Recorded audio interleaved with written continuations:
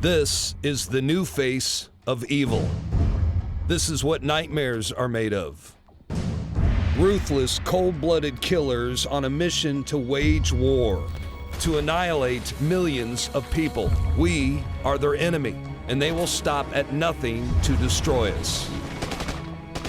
All measures should be taken in our defense, that always will we remember the character of the onslaught against us.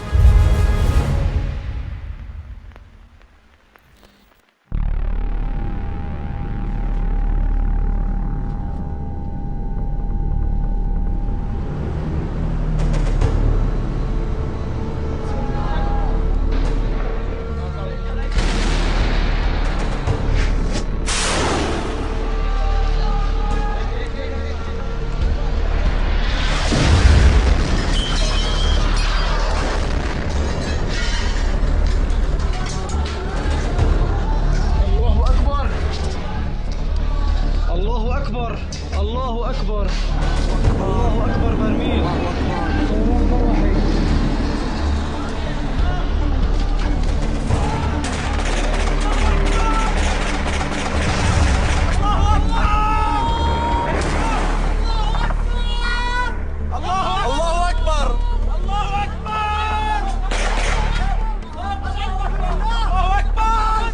I think it's impossible to say that the Syrian rebels are not associated with Al-Qaeda. So there is a great irony that you will be arming forces that a normal common sense use of the word associated can say that these people are associated with Al-Qaeda.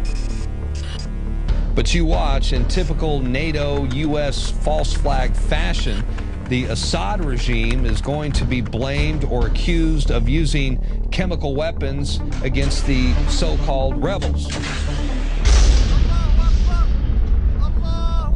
There's a global crime syndicate that controls NATO and the major Western governments, and it is using Al-Qaeda to overthrow secular governments.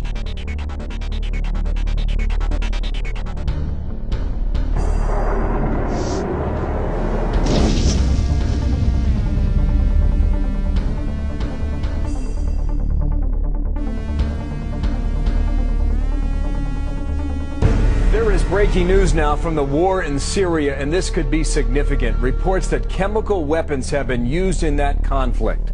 These are some of the scenes now circulating on the internet of distressed children apparently suffering the after effects of a chemical attack. Some of the video footage is too distressing to broadcast, and it is unverified. But there are scores of dead, among them very young children. Good afternoon, everybody. 10 days ago, the world watched in horror as men, women, and children were massacred in Syria in the worst chemical weapons attack of the 21st century. The Assad regime, and only undeniably the Assad regime, unleashed an outrageous chemical attack against its own citizens. After careful deliberation, I have decided that the United States should take military action against Syrian regime targets. We can tell you beyond any reasonable doubt that our evidence proves the Assad regime prepared for this attack. I've watched debates in Congress. A congressman asked Mr. Kerry, is there Al-Qaeda? People say they've gotten stronger. He says no. I say officially, they aren't there. The main combat unit, the so-called Al-Nusra, is a unit of Al-Qaeda. They know about this. It's not pleasant for me to see this. Well, we communicate with them and assume that they are decent people. He lies openly, and he knows that he lies. We're not really positive who set off the gas. I mean, the group that's most likely to benefit from that is Al-Qaeda. Did President Bashar Assad gas his own people? Not according to a growing number of skeptics, including Alex Jones, syndicated radio talk show host. I don't know who launched the chemical attack, but all the evidence leans towards the rebels having the motive to do it. And the Russians have put out a new report saying they have proof the rebels did it back in March of this year. Some people here and there, amazingly, have questioned the evidence of this assault on conscience. I repeat here again today that only the most willful desire to avoid reality can assert that this did not occur as described, or that the regime did not do it. All right, so what kind of proof is there that the rebels would do this? I mean, the rebels supposedly are supporting the people of Syria. They would actually sacrifice their own people in order to draw America into this war to start World War III? Well, look, the rebels are made up of jihadis, al-Qaeda, and some domestic Syrians, but around 60%, many studies show, are al-Qaeda, are jihadis. They've been wiping out whole Christian villages. So I don't think the rebels represent the Syrian people. I believe you will not deny the fact that one hardly should back those who kills their enemies and eat their organs and all that is filmed and shot. Do you want to support these people? Do you want to supply arms to these people? There's a growing volume of new evidence from numerous sources in the Middle East, mostly affiliated with the Syrian opposition and its sponsors and supporters, which makes a very strong case based on solid circumstantial evidence that the August 21st, 2013 chemical strike in the Damascus suburbs was indeed a premeditated provocation. I would not understand or comprehend that Bashar al-Assad, no matter how bad a man he may be, would be so stupid as to order a chemical weapons attack on civilians in his own country, when the immediate consequence of which might be that he would be at war with the United States. So we could be looking here at a frame job. Available data puts the horror in a different and disturbing light, meaning it's not Bashar doing the horrible things, it's the rebels nerve-gassing themselves, framing Bashar, setting him up so that the al-Qaeda guys win, and then we end up on the side of al-Qaeda, and you've heard that. So this reeks of a false flag operation. I can't see fighting to impose Sharia law in Syria. I also can't see sending my son to fight with Islamic rebels against Christians. I also can't see my son going to fight on the same side as al-Qaeda. We should be focused on defending the United States of America. That's why young men and women sign up to join the military, not to as you note, serve as al-Qaeda's Air Force.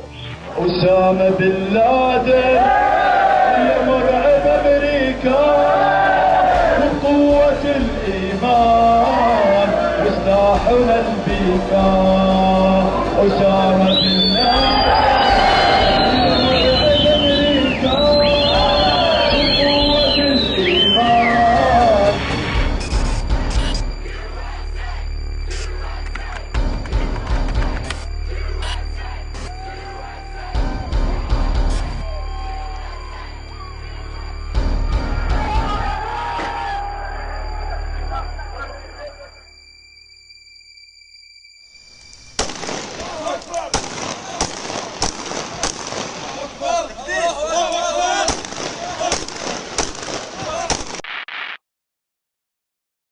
A 7-hour-long debate in the British Parliament has culminated in a landslide approval of UK strikes on Islamic State positions in Iraq.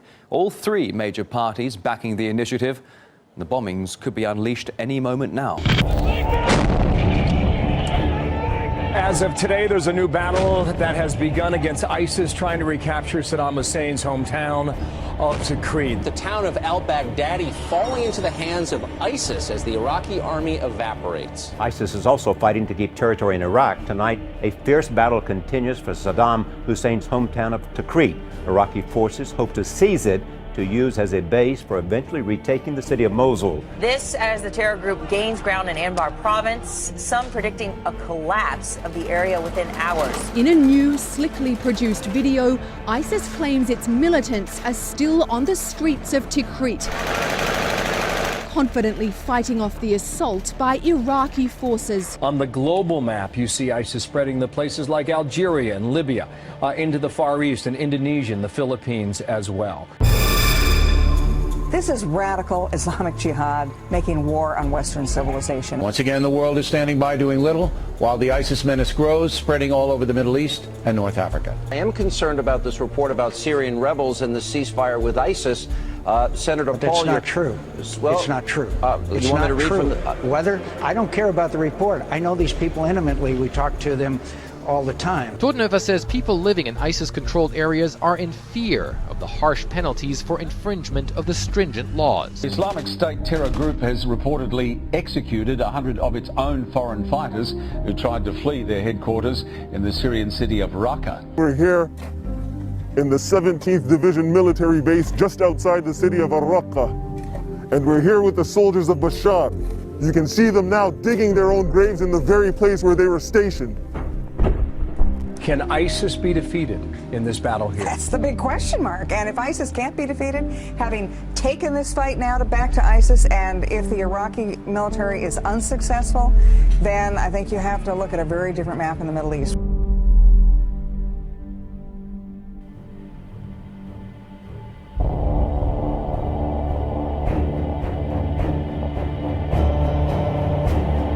Fighters say they often manage to defeat much larger armies, like the Iraqi military, because they're not afraid to die. Al-Qaeda in Iraq 4 years ago was allowed to set up bases in the west of Iraq and invade eastern Syria. They started the civil war 4 years ago in Syria. They were given massive funding. They're 65%, according to NATO, of the rebel force. The Council on Foreign Relations last year had the headline, "Why We Need Al-Qaeda." And they said, give them air support to take over the country and we'll remove them later. Bull. Since the capture and execution of Saddam Hussein, there's been death, chaos, tremendous instability in the region, and worst of all, the emergence of ISIS. The people we are fighting today, we funded 20 years ago.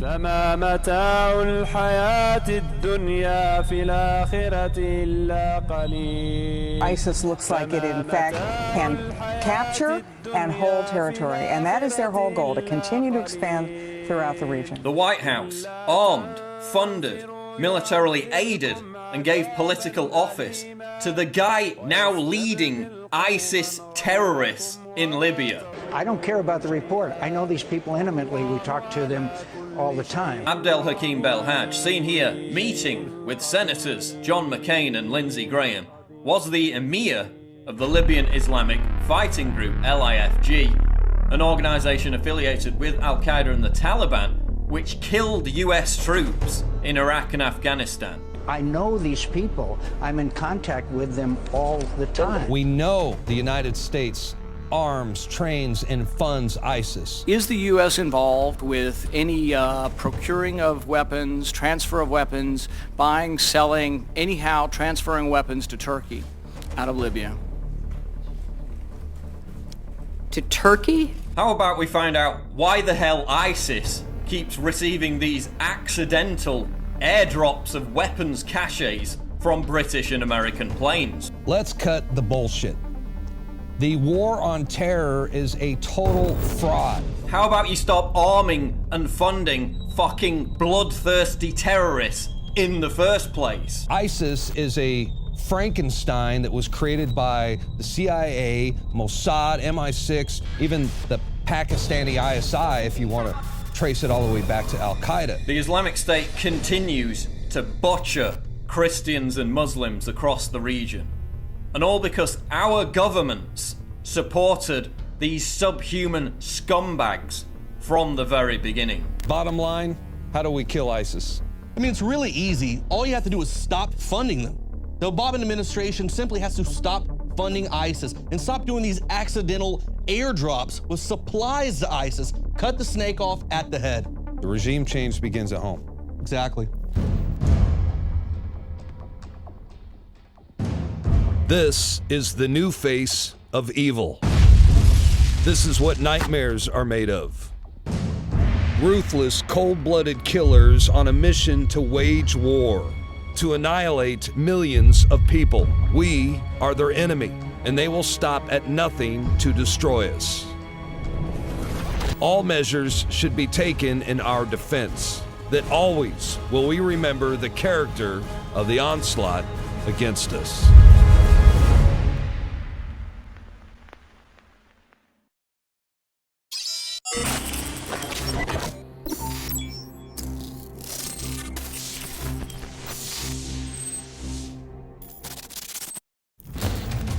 You are watching the InfoWars Nightly News, which airs 7 p.m. Central at InfoWarsNews.com. Members can share their passcodes with up to 11 other people, and your support is helping us defend liberty worldwide.